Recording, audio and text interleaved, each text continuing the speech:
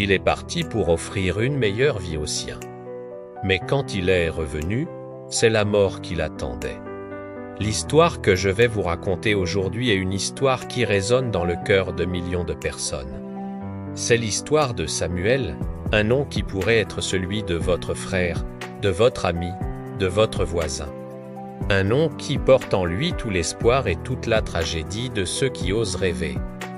Dans un petit village niché au cœur de l'Afrique, là où le soleil bat la terre et où les rires des enfants sont la plus belle des musiques, vivait un jeune homme nommé Samuel. Ce n'était pas un prince, ni le fils d'un homme riche. C'était un garçon simple, mais son regard portait une lumière rare, celle de l'espoir. Samuel avait un rêve, un seul, gravé dans son âme, changer le destin de sa famille. Il voyait sa mère travailler jusqu'à l'épuisement, ses sœurs renoncer à leurs propres rêves. Alors, il a décidé de se battre. Il travaillait la journée dans les champs sous un soleil de plomb et étudiait la nuit à la lueur d'une bougie. Chaque page tournée était une promesse, chaque équation résolue était un pas de plus vers une autre vie, et un jour, le destin a répondu. Un visa, un simple morceau de papier, mais qui représentait un monde de possibilités, une nouvelle vie au Canada. Ce jour-là, le village tout entier a célébré. Les tambourons résonnaient jusqu'à l'aube, les cors ont dansé, les voix ont chanté son nom. Samuel était le héros, le fils du pays qui allait conquérir le monde.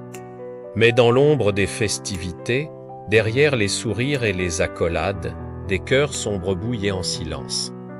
La jalousie, ce poison lent, commençait déjà son œuvre. Certains ne voyaient pas son courage, mais seulement la chance qu'il n'avait pas eue. L'arrivée au Canada fut un choc brutal.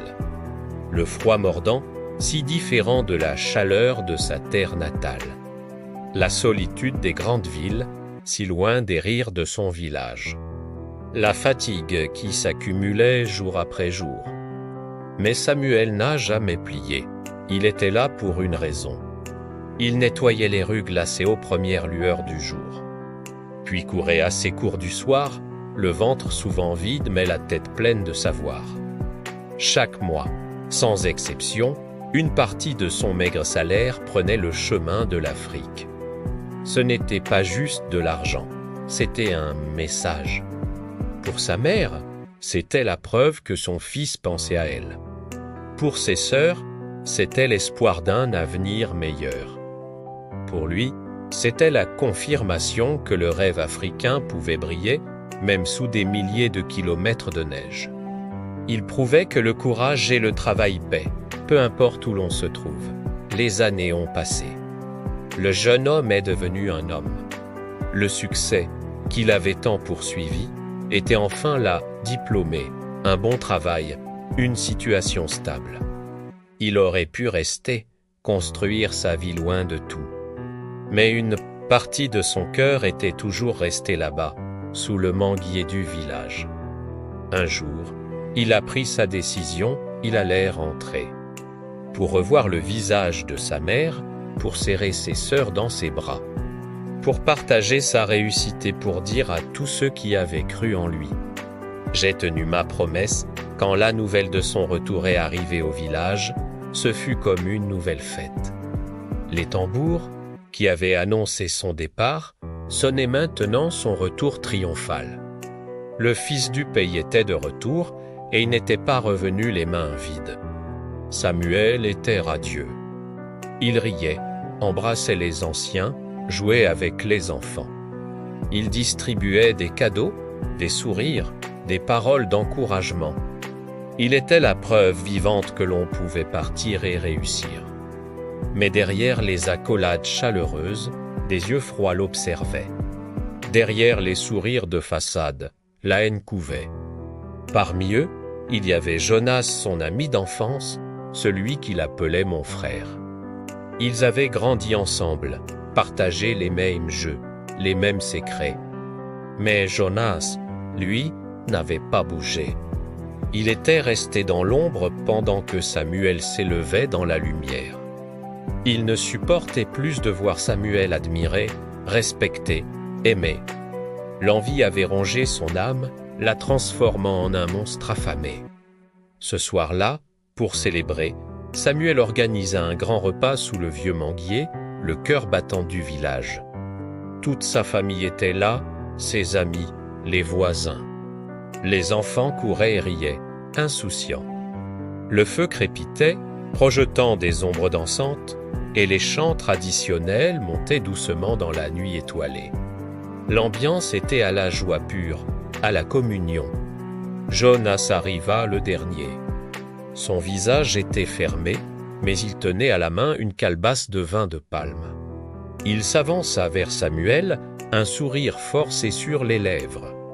« Un vin spécial, pour toi, mon frère du Nord, dit-il, sa voix tremblant légèrement. Samuel, confiant, le cœur rempli d'amitié, ne vit rien. Il prit la coupe, la leva bien haut vers le ciel et s'exclama à la vie, à l'amitié, à l'Afrique.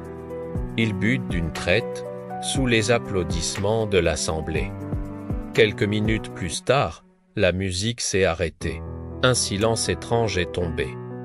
La voix de Samuel, qui racontait ses aventures avec tant de vie, s'est éteinte. Ses yeux, si brillants, se sont voilés.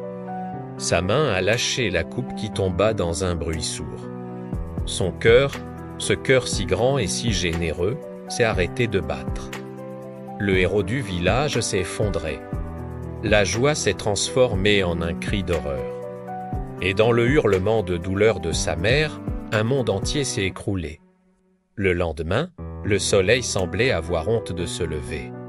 Le village entier suivit le cortège funèbre. Les tambours ne chantaient plus la joie, ils pleuraient la perte. Les femmes se frappaient la poitrine, leurs larmes traçant des sillons sur leurs joues poussiéreuses. Le ciel lui-même, lourd de nuages gris, semblait pleurer avec eux. On portait en terre non seulement un homme, mais un rêve, un espoir. Mais au moment précis où l'on s'apprêtait à fermer le cercueil pour la dernière fois, un vent glacial et surnaturel souffla à travers la foule silencieuse.